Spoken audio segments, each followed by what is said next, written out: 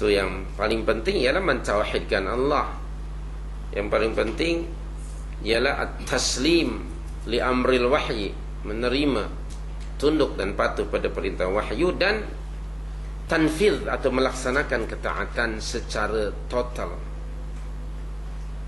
Kerana perintah ini datang dari Allah, bukan dari para rasul alaihi wassalatu wassalam. Taatilah Tuhan yang mengutus rasul itu. Dan Rasul sallallahu alaihi wasallam tidak mengatakan, mengucapkan suatu ucapan mengikut hawa nafsunya. Sebaliknya, ia adalah wahyu yang diterima dari Allah. So yang paling penting itu ialah apa yang disampaikan oleh Nabi. Kontennya itu dia datang dari Allah. Jangan dilihat kepada orang yang menyampaikannya. Orang-orang musyrikin Arab pada ketika itu, bila Nabi mengarahkan wajahnya semasa salat ke arah Ka'bah al-Musharrafah, apa kata musyrikin Arab? Muhammad ini dia menyalahi agama kita, tetapi dia menghadap ke kiblat kita. Orang Yahudi kata apa? So orang Yahudi mereka mengatakan Muhammad menyalahi agama kita, tetapi dia rupanya menggunakan arah Baitul Maqdis. Bagi orang musyrikin tadi ada tambahan, yaitu bahawa Muhammad ini setelah dia 16 bulan di Madinah sekarang mengarahkan wajahnya ke arah Ka'bah, maknanya dia kata dia mengikut agama datuk dia, iaitu Ibrahim, dan dia merindukan tanah airnya. Dia rindu pada tanah airnya menghadap kiblat.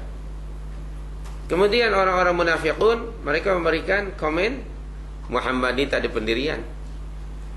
Sekali dia menghadap ke Baitul Maqdis, lain kali pula sekarang berubah pula anginnya menghadap ke Ka'bah al-Musharrafah. Ini manusia yang tidak ada pendirian. Kata mereka, masing-masing ada komen, dan komen-komen mereka itu sebenarnya tanpa hujjah, tanpa ilmu, tanpa bukti, tanpa dalil. Orang-orang semacam itu jangan dilayan. Maka di dalam hujung ayat 150, fala takhshawhum wakhshawni, jangan dilayan, kerana perkataan-perkataan mereka itu tidak berasaskan dalil, tidak ada hujjah, tidak ada ilmu. Sekedar mereka asbun, ya kata orang Jakarta, asbun, cakap tu asal bunyi aja, asbun itu tanpa ilmu. Okay. Bahasa Melayu apa? Cakap tak berlapik, tidak, tanpa ilmu. So masing-masing mereka punya komen yang berbeza. Orang musyrikun kata Muhammad sekarang kembali ke kiblat kita, dan ada kemungkinan dia akan kembali kepada agama kita, kata orang musyrikun. Sementara orang munafiqun tadi, Muhammad tidak mustaqil, tak ada pendirian. Dia orang yang mutaraddid, orang yang ragu-ragu. Sementara orang-orang Yahudi kata bahawa Muhammad itu tidak berpindah arah kiblat dari Masjidil Aqsa ke Masjidil Haram, ke Ka'bah al-Musharrafah, melainkan kerana dia sekarang sudah cenderung kepada agama datuknya, iaitu Ibrahim. Jadi macam-macamlah komen mereka itu. Ini menunjukkan bahawa sudah menjadi sunnatullah, tiap kali ada orang yang berusaha atau hendak menerima, tunduk, patuh dan mentaati titah perintah Allah, akan ada saja orang lain memberikan komen-komen yang sebenarnya negatif.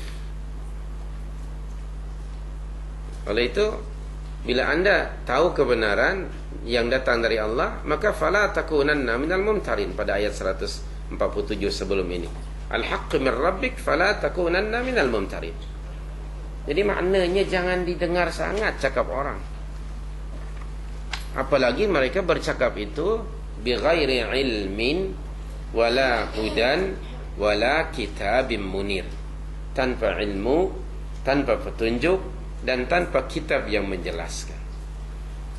So di sini Allah memberikan dorongan, motivasi kepada Nabi sallallahu alaihi wasallam untuk tetap sabat, tetap dan teguh pendirian serta istiqamah. Walaupun mendengar komen-komen yang mereng macam itu ya, komen-komen yang negatif. Fastaqim kama umirta. Allah ada menyatakan di dalam surah 42 ya, ayat yang ke-15 kalau tidak salah itu. Maka di pada ayat ini, tengah-tengah ayat ini Allah berfirman, wastaqim kama umirta wala tattabi' ahwa'ahum. Hendaknya kamu tetap istiqamah sebagaimana kamu diperintahkan, dan janganlah kamu mengikuti hawa nafsu mereka. Buka surat 785 ayat 15. Jadi memang dalam menjalani ketaatan kepada Allah ni, hadirin hadirat, anda akan mendengar berbagai komen-komen yang negatif. Ketika itu apa? Jangan dengarlah, jangan ikut, jangan layan komen-komen mereka itu. Istiqamah saja, as long as you are holding, kita mengikuti dan berpegang pada kebenaran. Kalau nak ikut cakap mereka, tidak akan berjalan ke mana. Bagaimana Luqman alaihissalam mengajar anaknya tentang supaya anaknya jangan mengambil kira komen-komen orang yang memberi komen tanpa ilmu pengetahuan. Kerana manusia ada kemungkinan ia tidak dapat memenuhi semua keinginan orang ramai. Okay, dan kebenaran itu tidak diukur dengan adakah orang ramai dapat menerima atau tidak, adakah orang ramai berpuas hati atau tidak. Itu bukan ukuran. Tetapi ukurannya ialah ittiba'ul haq, mengikuti kebenaran yang datang dari Allah.